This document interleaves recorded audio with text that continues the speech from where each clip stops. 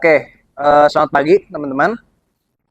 Ya, kembali lagi di workshop Cardano Developer Universitas Kristen Maranatha.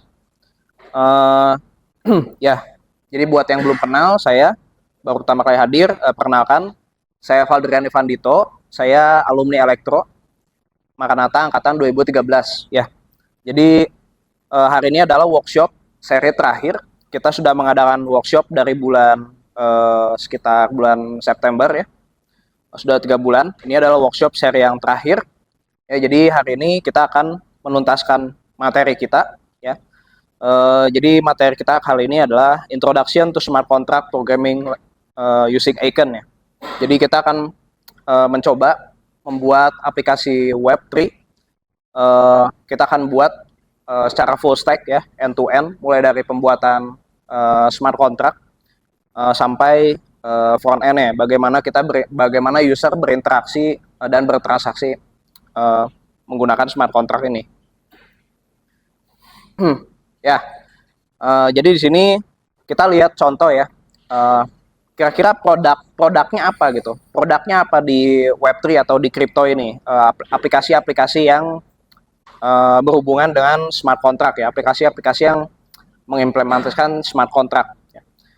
Jadi di sini saya kasih contoh ya di ekosistem Cardano di sektor DeFi. DeFi itu decentralized finance. Jadi ada yang namanya Levi ini. Teman-teman bisa coba buka ya.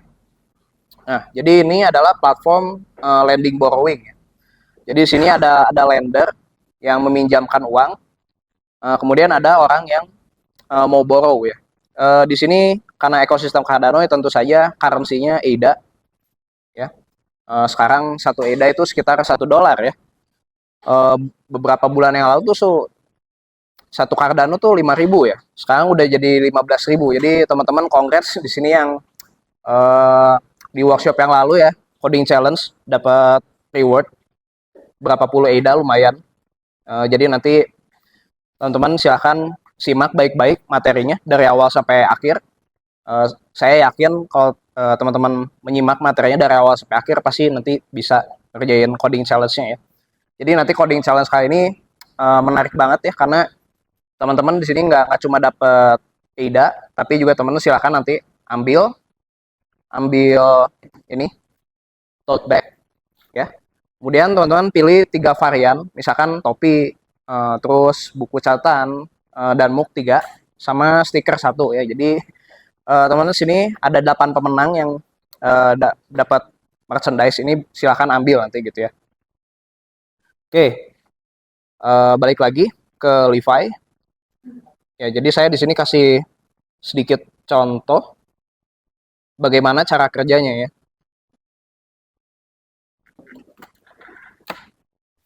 Oke, di sini saya connect wallet dulu ya. Jadi saya login menggunakan wallet yang ini, my wallet. Nah, ya ini contoh. Saya di sini ada 2 posisi ya. Saya di sini meminjamkan aset saya 1.000 ADA ya. Kemudian kalau 1.000 ADA itu dikembalikan sebelum jatuh tempo ya. Ini kebetulan ada satu contoh ya. Ini saya sekitar 36 menit lagi saya bisa klaim gitu ya. Nah, kalau kita pinjamkan ke orang bisa aja kan orang itu nggak ngebalikin gitu. Orangnya nggak balikin utangnya dia. Nah, apa yang terjadi kalau orangnya nggak balikin utangnya dia? Tentu saja di sini ada yang namanya kolateral, ada yang namanya jaminan. Jadi ya memang kalau pinjam di sini ya sebenarnya di real business pun gitu ya. Misalkan kita pinjam uang 100 juta di bank. Nah, apa yang kita jaminkan di bank itu? Apakah sertifikat rumah? Apakah kendaraan, mobil, motor gitu ya? Itu yang jadi kolateral gitu ya. Nah, jadi kalau kita gagal bayar utangnya, kita nggak bisa bayar pinjamannya, maka yang disita adalah bisa sertifikat rumah kita, mobil atau apa. Itu kolateralnya buat bank gitu. Nah, kalau di platform Levi ini, kolateral yang menjadi kolateralnya adalah token ya. Kalau nggak token itu bisa berupa NFT. Jadi sini ada 2 pilihan ya. Mau yang kolateralnya NFT atau token gitu ya. Tapi di sini saya lebih terbiasa token, karena token ini lebih terukur ya value-nya. mempunyai nilai ya, mempunyai harga ya. Kayak contohnya di sini eh, sebentar layar saya agak acak-acakan ya. Nah, di sini saya punya dua posisi ini, kolateralnya adalah token Han gitu ya. Han namanya, token Han. Tapi saya nggak akan jelaskan detail apa itu token Han. Yang jelas si token ini tuh dia punya nilai, dia dia punya harga lah, bisa bisa dijual gitu ya. Sebentar, ini layar saya agak bermasalah.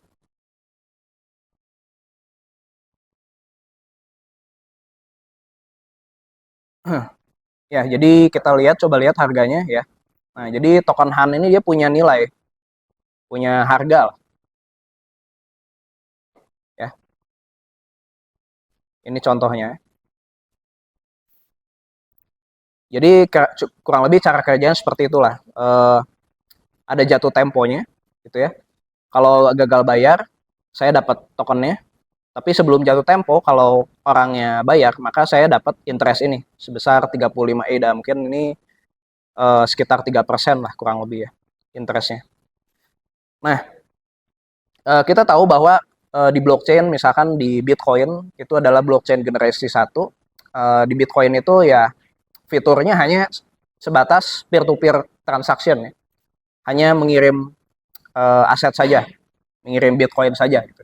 Nah, maka dari itu ada yang namanya blockchain generasi 2, blockchain generasi 3 yang sudah ada smart contract-nya atau disebut juga programmable blockchain. Sehingga di era sekarang industri kripto blockchain ada berbagai-bagai macam token, DeFi dan aplikasi-aplikasi berbasis Web3 lainnya gitu. Ya, jadi kalau saya coba gambarkan misalkan ya. Nah, smart contract ya. Smart contract itu dia akan menghasilkan yang namanya kontrak address ya. Nah, tadi kan itu ada yang namanya kolateral ya, si jaminan itu token token Han ini. Nah, pertanyaannya di mana token Han itu berada gitu? Apakah ada di tangan borrowernya? Apakah token Han ini ada di saya? Tentu nggak ada, belum ada di saya. Apakah ada di platform DeFi-nya, si DeFi-nya? Nah, si kolateralnya ini dia didepositkan atau dikunci di yang namanya kontrak address ya. Nah, kontrak address ini saya sebagai lender, saya misalkan mau ngambil kolateralnya itu nggak bisa. Karena kontrak address ini ya tentu ada rules ya, ada logic-logic rules dan validation ini yang uh, menjadi logika atau algoritma yang ada di smart kontraknya gitu ya. Jika expired atau jika jatuh tempo tapi nggak dibalikin gitu ya, aset saya dan bunganya nggak dibalikin, ya saya dapat kolateralnya. Jika saya mendapat uang saya kembali plus bunga, maka saya mendapat uang plus bunga gitu ya. Nah, semua ininya tuh ada dikunci di kontrak address gitu ya. Nah, kontrak addressnya itu bisa dibuka, bisa saya ambil kalau memenuhi persyaratan di mana jatuh tempo. Jadi di situ kondisionalnya ada time ya, ada expire date-nya. Dan juga tentu yang bisa tarik itu dana dari kontrak address adalah address wallet saya. PubKey hash yang merefer ke wallet address saya ya. Jadi kalau di Eternal ini wallet address kita bisa cari di bagian receive ya. Jadi tentu yang bisa tarik kontrak address yang punya hak adalah wallet saya ini yang sesuai dengan address yang ini. Ya, jadi kurang lebih itu contoh ya, contoh penerapannya. Nah, tadi saya udah bahas ada yang namanya kontrak address ya, alamat kontrak. Nah, dari mana kontrak address ini berasal? Alamat kontrak ini asalnya dari mana? Alamat kontrak ini asalnya dari si kode smart kontraknya yang tentu saja sudah terkompilasi ya. Jadi kode smart kontrak ini kita akan menggunakan bahasa programan Icon, kemudian akan dikompilasi menjadi yang namanya UPLC atau Plutus Script. Ya. Nah, kemudian jadi alamat kontrak ini sebenarnya prinsipnya ya sama aja, mirip lah, mirip kayak alamat dompet kita ini, gitu ya. Eh, Contoh ya, alamat dompet ini, wallet address, ini asalnya dari mana? Wallet address ini asalnya dari public key, ya.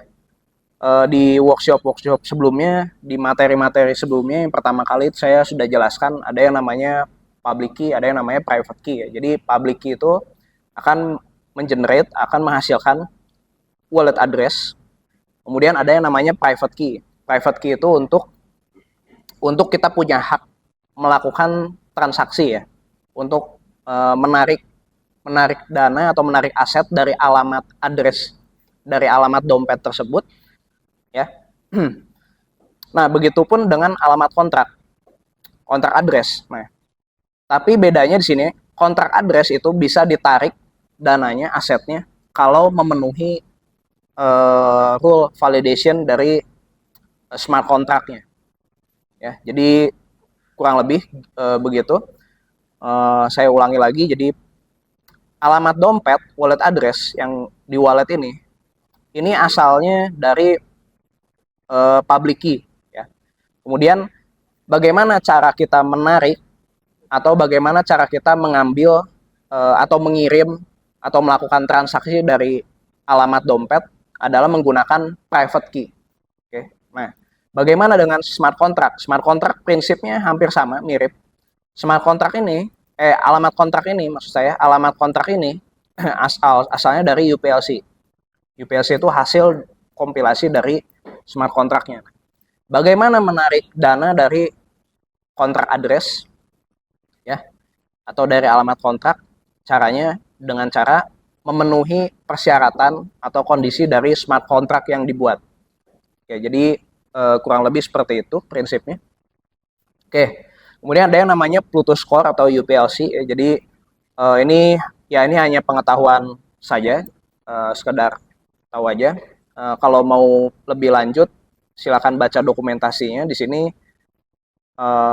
saya sudah sediakan linknya tentang apa itu Plutus gitu ya. Jadi di Cardano, di blockchain Cardano itu sebenarnya native pemrogramannya, bahasa programan native-nya itu menggunakan bahasa programan Haskell ya. Kemudian ada yang namanya library, jadi si bahasa programan Haskell ini dia ada library khusus ya, atau disebutnya Plutus TX. Nah, jadi Plutus TX ini adalah bahasa programan native-nya si Cardano. Tapi kita tidak mempelajari ini, kita mempelajari Icon ya.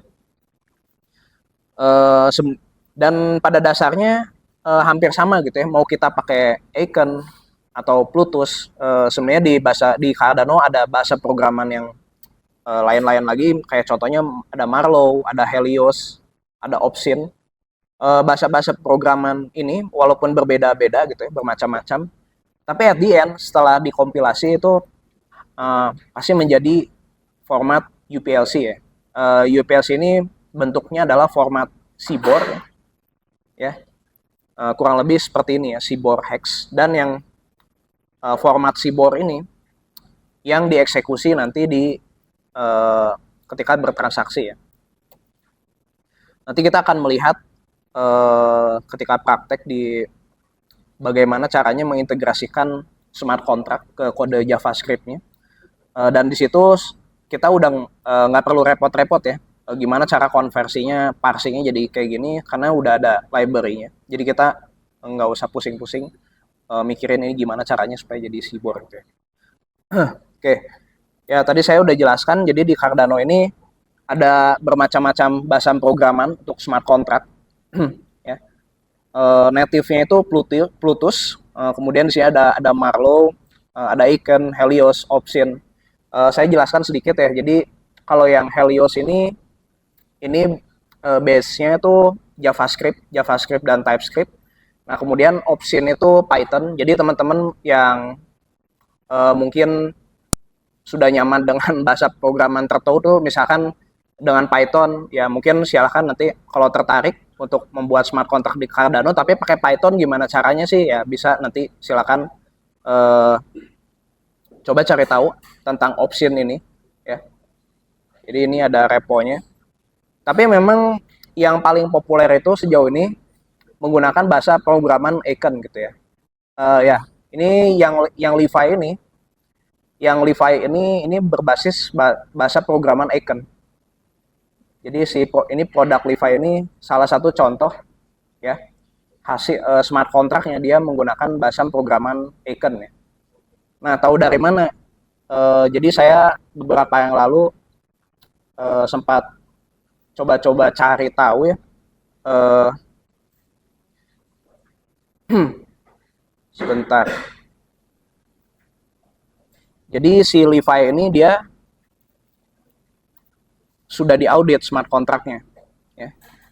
Jadi developer-developer yang membuat smart contract aplikasi seperti ini pasti sebelum di launch ke production atau di launch ke publik pasti dia harus diaudit dulu ya. Tapi ini nggak tahu, saya nggak bisa buka. Ya nanti saya kasih linknya ya. Jadi ada satu file dokumen itu hasil audit dari smart contract-nya. Oke.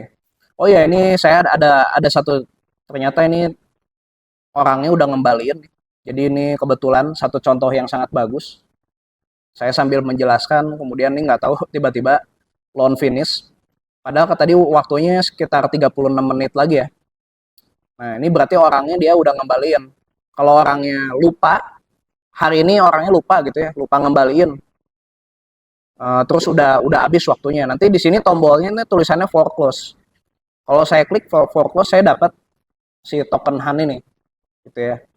Ini saya coba claim.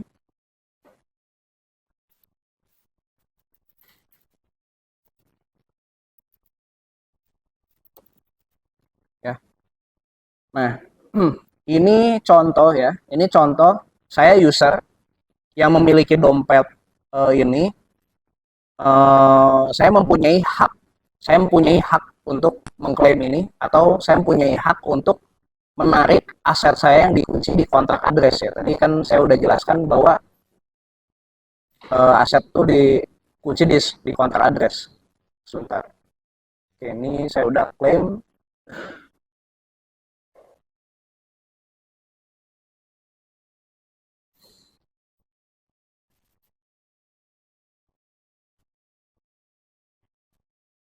Ya, mungkin masih loading, masih delay.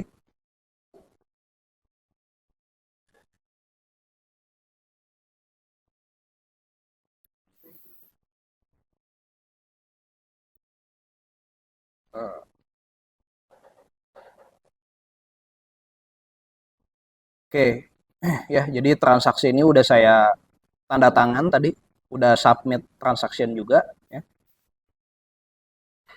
Nah, kemudian saya ingatkan kembali ya, jadi pada prinsipnya setiap transaksi yang terjadi di blockchain pasti dia ada yang namanya transaction ID ya, atau transaction hash ya. Nah, nanti si transaction ID atau transaction hash ini kita bisa scanning, kita bisa cari tahu di yang namanya Explorer ya.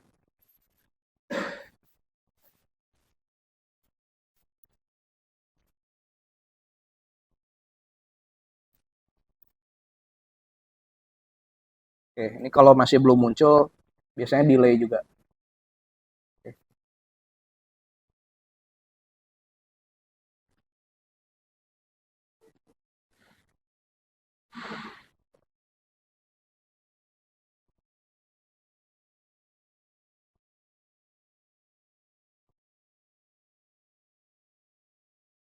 Hmm.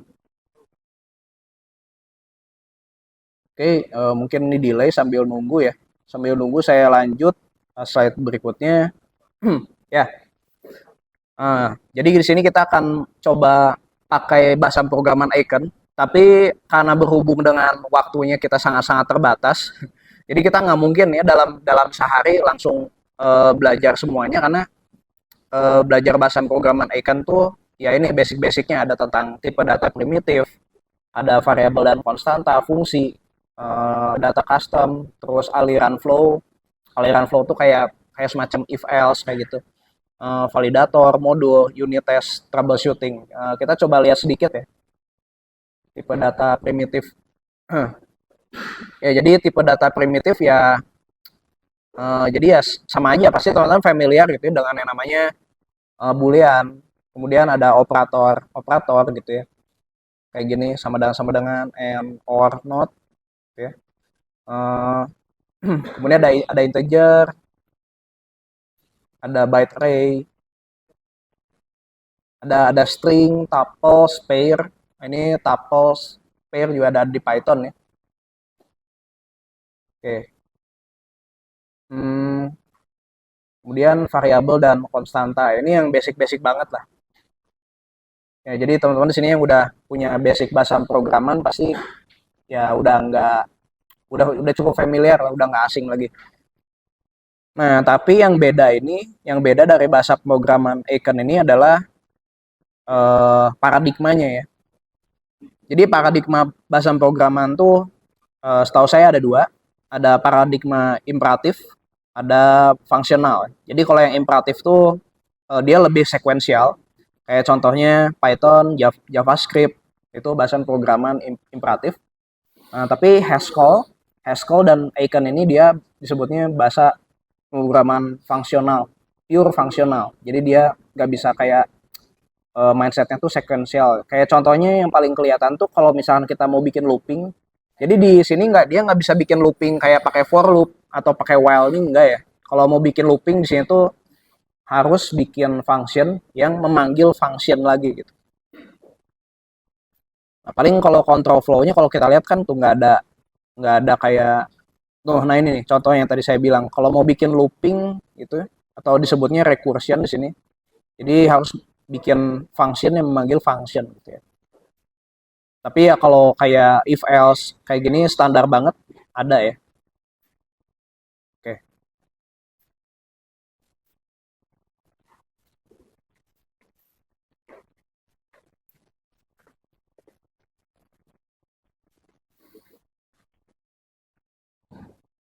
bentar ini nggak tahu kenapa ya ini klaimnya lama. Gak, saya coba klaim lagi sekali lagi.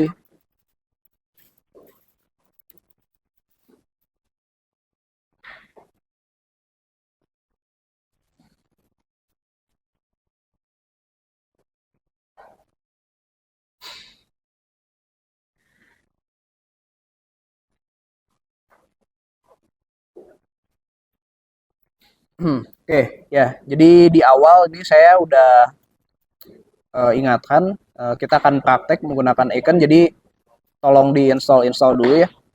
Kalau di lab komputer ini sudah saya dibantu Mario. Thank you Mario ya, udah diinstal beberapa komputer. Harusnya udah semuanya udah keinstall semua ya. Udah. Nah, buat ngeceknya udah keinstall apa belum? Teman-teman cek di terminal iCap version.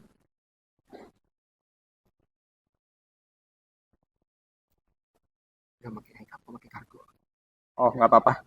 Ya, jadi ada dua versi ya. Ada beberapa versi. Installnya itu bisa pakai iCap, bisa pakai Cargo. Jadi kalau yang nggak berhasil iCap, silakan pakai Cargo. Kemudian cek kalau ini ya. Jadi cek aja langsung icon version. Nah, tapi kalau yang pakai Cargo ini belakangnya plus unknown gitu ya. Nah itu nggak apa-apa sih, masih tetap oke, bisa bisa jalan kok ya, kayak gitu. Jadi silahkan kalau yang udah install cek. Ini kalau sampai sini ya udah berhasil instalasinya. Ya ini tadi saya udah unlock ya, saya berhasil unlock ya. Saya pinjamin 1000 terus balik lagi ke saya 1034 ya. Nah ini kenapa berkurang? Harusnya kan saya dapatnya 35 ya tadi ya. Harusnya 35 dapatnya. Ya ini karena ada fee ya. Ada fee-nya sekitar 0,33 sekian ya. Jadi saya dapat segini. Ya jadi ini salah satu contoh bagaimana menarik aset dari kontrak address ya. Ya ini persyaratannya kalau udah jatuh tempo orang yang ngembaliin saya dapat ini plus interest, kalau enggak saya dapat, kalau nggak balikin saya dapat kolateralnya. Sebenarnya saya ada contoh lagi yang dapat kolateralnya itu, nah ini Tanggal berapa ya kurang lebih? Tanggal 24 November ya. Coba saya cari yang story-nya tanggal 24 November atau enggak ini deh. Ah iya, ini 24 November ya. Ini salah satu contoh ya. Nah, ini salah satu contoh saya dapat kolateralnya nih. Saya dapat 1,9 juta token C4 gitu ya. Nah, ini yang contoh foreclose. Contoh yang kalau ininya nggak ngebalin.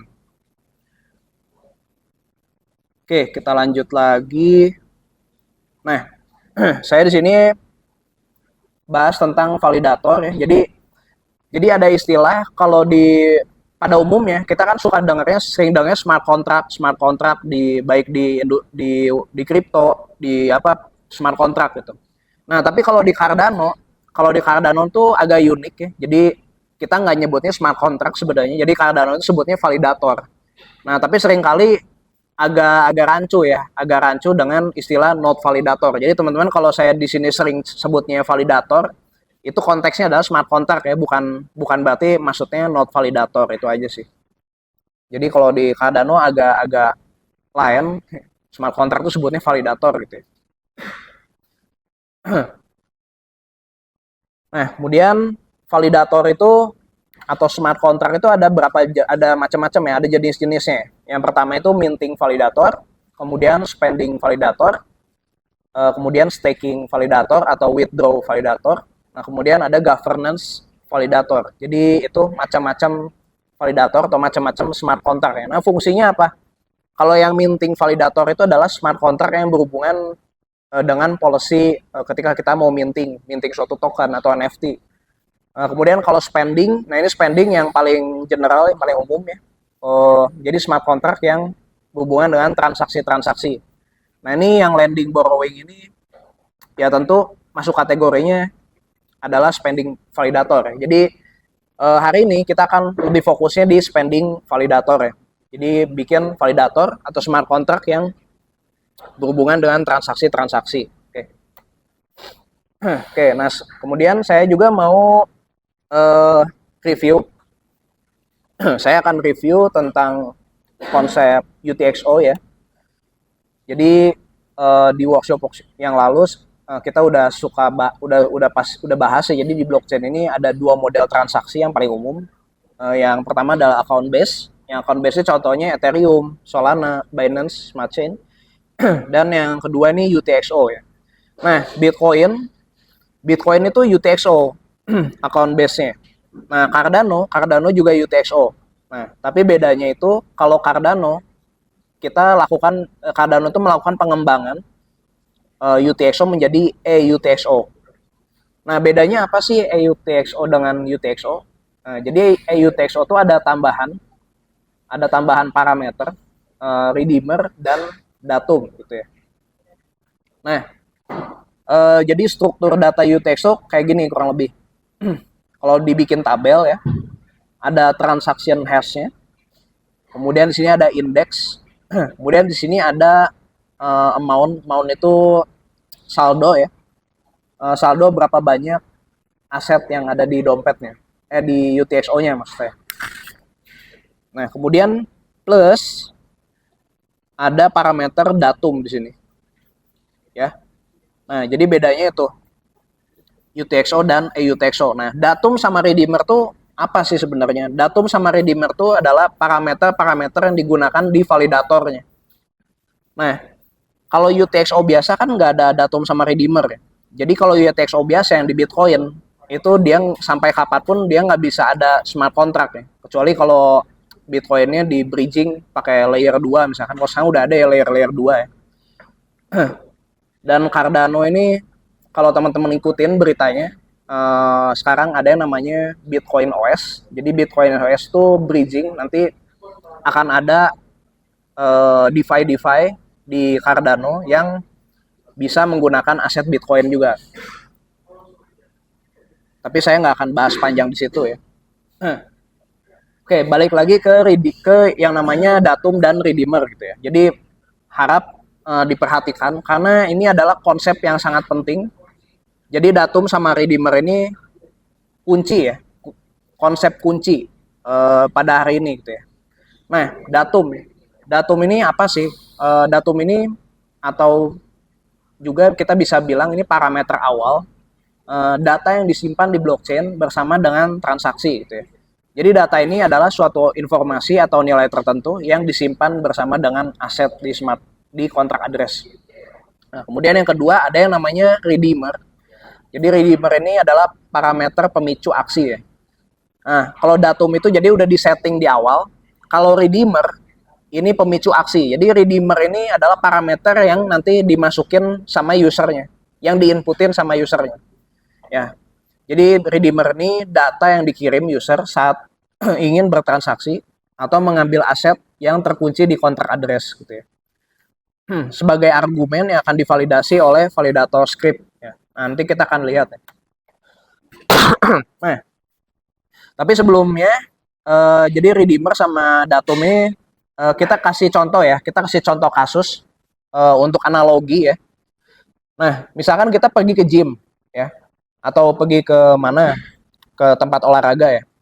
Nah, biasanya kan kita mau nitipin tas, HP atau dompet tuh di locker ya. Kita sewa locker gitu.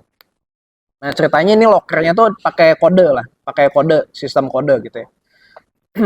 Nah, si locker ini kan berarti awalnya si locker ini udah punya kode kan, udah di set lah. Misalkan kodenya atau passwordnya itu 741 gitu. Nah, si angka 741 ini adalah si datumnya. Oke. Nah, sedangkan kita punya barang bawaan seperti tas, dompet, atau gadget yang mau disimpan di locker itu adalah asetnya atau itu adalah tokennya ya. Jadi tas, dompet, gadget itu tokennya kita masukin ke locker ya. Locker itu adalah si lemarinya itu lacinya itu adalah itu kontrak addressnya ibaratnya ya. Nah, kemudian kita kan sebagai penyewa locker atau kita usernya, kalau kita mau buka lagi, kita mau ambil lagi barang kita harus inputin kode yang benar. Nah, kita inputin kode yang benar itu redeemernya.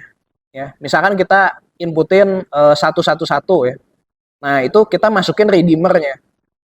Nah, tapi kan 111 itu salah ya, harusnya 741. Jadi lockernya itu nggak bisa dibuka. Ya. Nah, kalau kita masukin redeemernya benar 741 sesuai kode yang udah di set di awal, maka kita bisa ngambil barangnya. Oke, jadi ya kurang lebih analoginya seperti itu. Jadi kalau kita lihat-lihat di sini, kalau kita perhatikan di sini, smart contract itu sebenarnya bukan logic, bukan algoritma yang kompleks seperti apa gitu ya. Jadi sebenarnya smart contract ini basically ya kayak cuma if else aja. Ada suatu kondisi, inputin, kalau kondisinya benar, dia akan bernilai true gitu ya. Kalau bernilai true berarti kontrak addressnya bisa dibuka. Kalau false ya berarti nggak bisa gitu ya. Jadi sesimpel itu. Jadi smart contract itu bukan suatu algoritma yang kompleks kayak algoritma machine learning atau apa ya. Karena kalau bikin algoritma yang berat banget, yang kompleks banget ya susah gitu.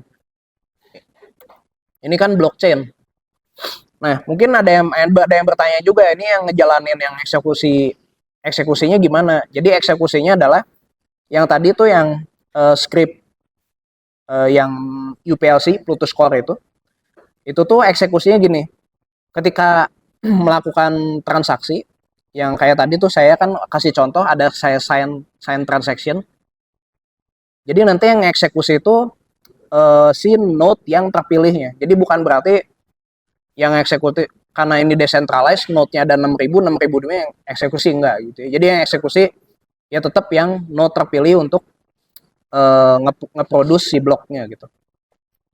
Nah, mungkin kalau yang ada masih bingung, ya ini konsep dasar blockchain ya. Silakan Bapak Ibu nanti teman-teman review lagi materi-materi dasar sebelumnya. Sama aja kok kayak pada prinsipnya kayak ada satu node yang terpilih jadi blok producer, nah dia yang produksi bloknya, yang proses, yang validasi transaksi.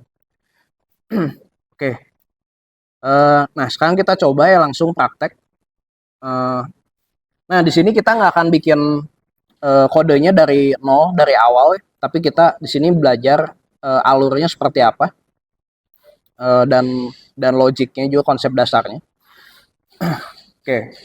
Kan tadi udah cek tuh di sini icon udah ada ya. Uh, Oke, saya pandu dari awal.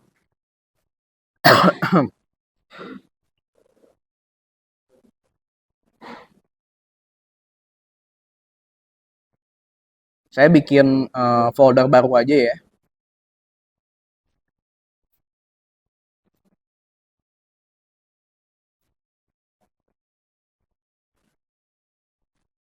Oke, saya bikin folder baru 29 November di sini.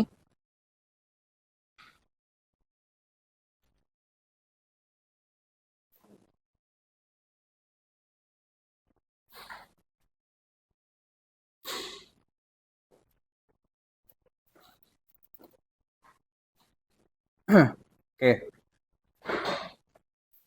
ini kita mau buat validator, kode validator yang menggunakan icon. Nah, pertama-tama kita siapkan project barunya. Jadi ini project icon ya. Kalau di sini saya namainnya icon Hello World ya, sebenarnya bisa bisa apa aja gitu ya. Misalkan bisa kita namainnya Hello World-nya aja. Hello World icon misalkan. Oke. Ya di sini muncul ya satu folder atau directory icon. Nah, eh, kita kan posisinya masih di luar ya. Masih ada di dalam folder workshop 29 November ya. Jadi kita cd hello world icon ya. Pastikan Bapak Ibu dan teman-teman posisinya ada di folder ini ya, hello world icon. Atau kalau mau lebih gampang gini aja, masuk ya, biar di sininya kelihatannya nggak acak-acakan, cuma ada satu folder dan isinya ini. Jadi konfigurasi projectnya, file-filenya kurang lebih kayak gini.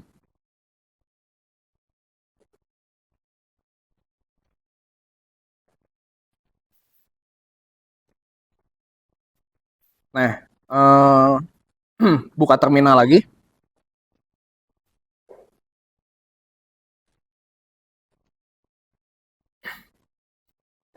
Oke, buka terminal lagi.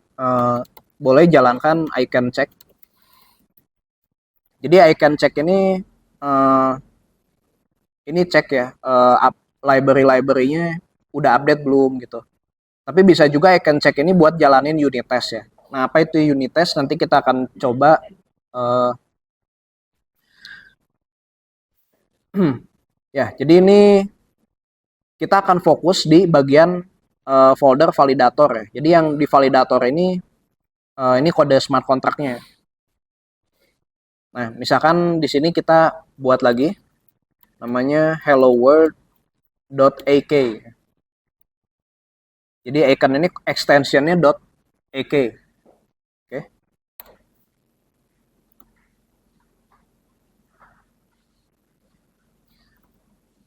Oh ya, mungkin Bapak Ibu dan teman-teman di sini ada yang agak bingung. Kalau di saya kan ini ada logonya nih, yang ungu-ungu ini. Tapi kalau pertama kali install biasanya belum tentu ada nih. Nah, kenapa? Soalnya nanti harus install dulu extensionnya. Jadi di sebelah kiri ini yang navbarnya pilih yang extension, kemudian cari aja icon, ya. Ini tolong diinstal dulu ya. Ini untuk kode snippet iconnya juga. Nah, setelah berhasil install, nanti close, keluar dari VS Code-nya, nanti masuk lagi. Ya. Oke, nah sampai sini kita udah bisa ngoding-ngoding gitu ya, udah bisa bikin kode validatornya. Ya. Nah ini kita nggak akan bikin dari awal ya, karena Ya untuk mempersingkat waktu juga, kita waktunya sangat terbatas, apalagi nanti di yang belakang-belakang ya. Di yang belakang-belakang ini panjang banget ya. Yang belakang-belakang ini panjang banget ya. Nggak apa-apa copy paste, tapi saya tetap akan jelaskan konsepnya, logiknya.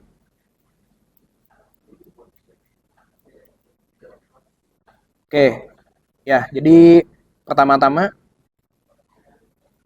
kita copy dulu ya. Jadi di sini use icon bla bla bla, ini library-nya, ini library-nya.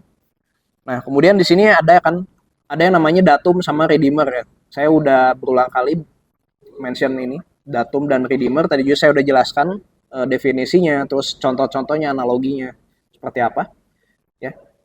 Kalau tadi kan yang contohnya yang locker tuh datum itu kodenya 741 ya. Nah, tapi kalau di validator ini agak berbeda konsepnya. Datum ini kita pakainya verification key hash atau pub key hash. Nah, jadi pub key hash itu merefer dengan wallet address ya yang digunakan. Ini saya coba ganti dulu ke reproduction ya. Nah, jadi pub key hash ini merefer ke suatu alamat address. Artinya yang bisa mengakses, yang bisa membuka kontrak address adalah wallet yang pub key hash-nya tercatat di sini di datumnya ya. Jadi misalkan saya pakai pub key hash-nya yang test wallet 1 ya, maka yang berhak untuk menarik aset dari dari kontrak address ini adalah wallet saya yang ini ya, wallet 1 misalkan gitu ya. Nah, tapi ini karena masih simulasi ya, jadi pub key hash-nya tuh bisa apapun lah, dia dianggap true, dianggap logiknya selalu true, karena ini kita simulasi aja ya. Nanti kita akan praktekkan si pub key hash-nya tuh bisa kita atur mau pakai wallet yang mana aja. Jadi kita bisa atur wallet mana yang berhak untuk menarik asetnya. Nah, kemudian di sini ada redeemer ya. Redeemer ini saya pakai contoh yang sederhana. Memang ini saya referensinya dari dokumentasi yang di sini. Tapi saya di sini udah rangkum, saya udah catat, udah kasih penjelasannya juga, komentar ya di sini. Jadi lebih gampang dipahami. Nah, redeemer-nya ini berupa byte array string ya. Jadi kalau redeemer nerima string hello world ya, dia bernilai true gitu. Ya, jadi saya berulang-ulang membahas bahwa ini smart contract atau validator ini ya, ini algoritma yang simple sebenarnya, hanya sebatas pengkondisian saja, if else lah gitu. Oke, saya coba copy dulu bagian ini.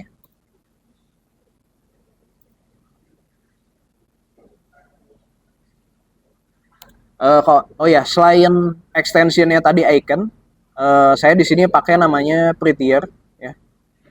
Jadi kalau saya klik Ctrl S atau di save, dia otomatis merapikan baris kayak gini.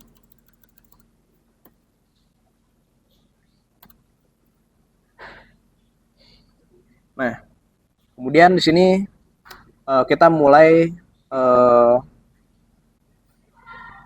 membuat function ya.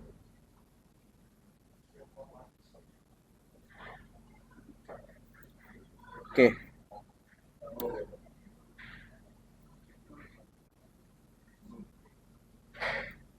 Oke. Ya. Jadi ini di sini kita sediakan validator namanya hello world ya. Nah, kemudian di dalam bagian ini udah structure code-nya selalu seperti ini ya. Jadi validator, nah udah dalam validator kita buat di sini ada function span ya. Kan kita tadi mau buat validator atau smart contract kategorinya spending ya. Jadi spend sini. Nah, kemudian validator ini function ini dia parameter itu ada datum, ada redeemer, terus ada output reference sama TX transaction. Nah, ini kenapa kayak gini? Kalau kita buka dokumentasinya ya, di bagian language tour. Nah, udah gitu teman-teman cari yang validators di sini. Ini akan dijelasin gitu ya. Nah, ada min, spend, withdraw, ya, kita cari yang spend ya. Nah, yang spend. Ya. Nah, kalau yang spend tuh ya, parameternya datum, redeemer, output reference, sama TX. Jadi emang udah formatnya seperti itu ya. Untuk membuat yang spending seperti ini, emang formatnya dari berdasarkan dokumentasinya.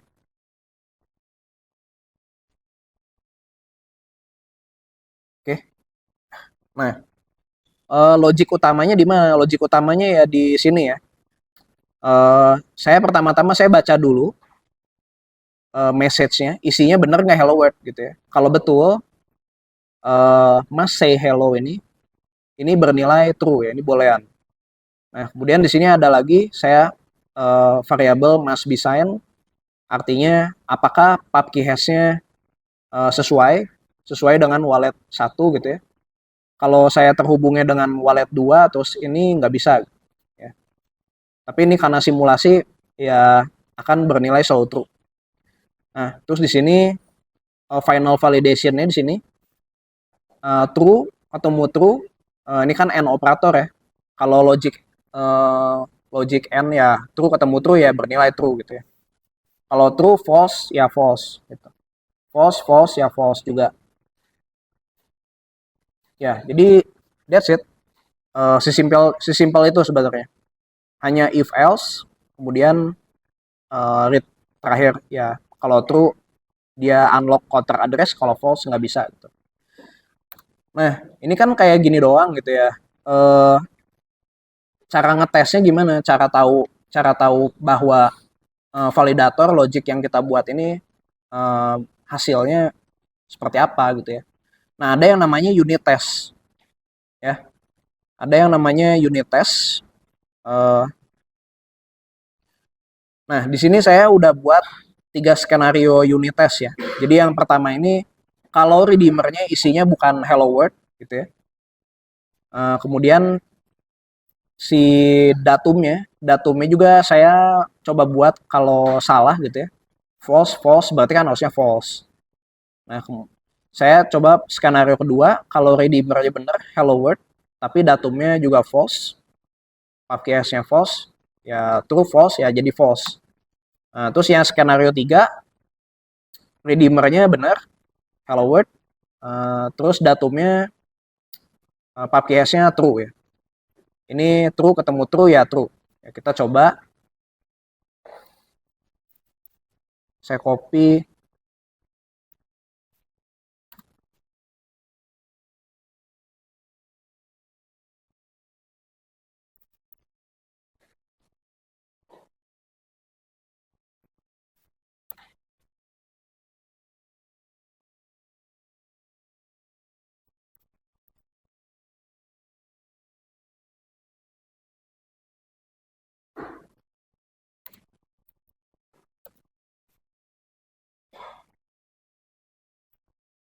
Nah, jadi unit testnya ya ini karena paradigmanya fungsional ya semuanya dalam bentuk function seperti ini. Ya saya taruh di bawahnya ya. Taruh di atasnya juga bisa aja. Tapi harus di luar validator hello world. Nah, ini kalau udah saya coba jalankan. Nah, cara jalanin unit testnya gimana? I can check. Oke. Ya, ini ada hasilnya seperti ini. Ada 3 skenario ya. Skenario pertama fail, skenario kedua fail. Nah, yang skenario ketiga true ya, pas. Ya, ini benar ya. Jadi kurang lebih seperti itu. Tapi kan ini masih abstrak banget ya, masih abstrak banget. Kita nggak ngelihat bentuk apps-nya kayak gimana gitu ya. Nanti di praktek-praktek selanjutnya kita akan coba sampai bikin ada apps-nya gitu ya. Nah, setelah kita develop smart contract-nya, jadi gitu ya udah dicek, udah unit test, ya anggaplah ini udah siap lah, udah siap untuk diimplementasikan ke aplikasi gitu ya. Nah, tentu kita lakukan kompilasi. Cara kompilasinya I can build ya. Nah, I can build nanti dia akan menghasilkan plutus.json. Ada satu file ya, plutus.json. Nah, inilah hasil kompilasinya ya. Nah, nanti yang plutus.json ini yang akan kita baca atau kita parsing di kode JavaScript. Kita di praktek selanjutnya. Tapi ya kita coba sampai sini dulu ya.